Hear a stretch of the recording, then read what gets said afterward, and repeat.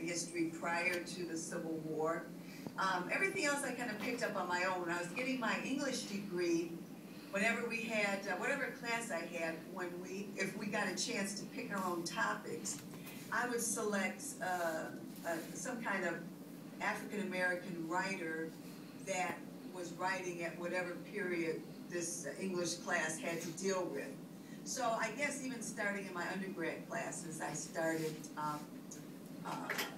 learning about either African-American writers or African-American history in a more intense way than whatever I had picked up just in my regular years as a student. And I'm not sure if you picked up on the fact that the books, each of the books that JoJo read in his series, those are books that I wrote for the series based on my own research. So you'll see in the beginning on the copyright page, you'll see a list of some of the books. It says, it'll say like the information gleaned, and it'll list the books used in each volume to write the books that JoJo reads from. Thank you very much. You're welcome. I'll fly my own plane.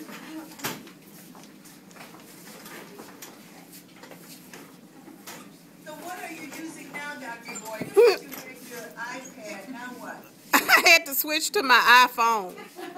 Oh, okay. Crazy. Are there any men in this class?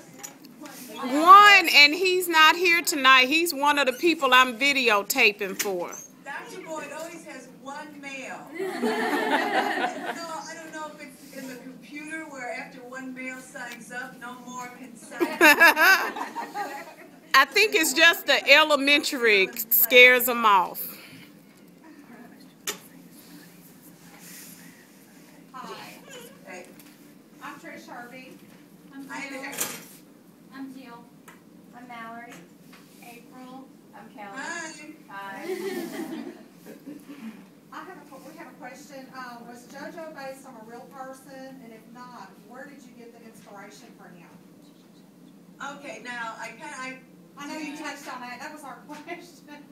Well, you must have more questions than that. I do. I have another one. I'm sorry. Did you have just 2 questions? I have another one. Yeah, well, after I answer that one, then you guys think on your feet. Think of another one. Yes, ma'am. I have to interrupt. I just love these Southern classes. This is just. I was raised right. I love this kind of stuff, you know? We don't do that up north. Or we probably should. But anyway, keep it up. Why did you think it was important to integrate social studies with literature? Oh. It's probably because my husband is a historian, and just by osmosis, it rubs off on me. But I tell you what, let me go deeper, because that's a very deep question. I didn't consciously think about social studies per se. Okay, so I wasn't thinking that I would have this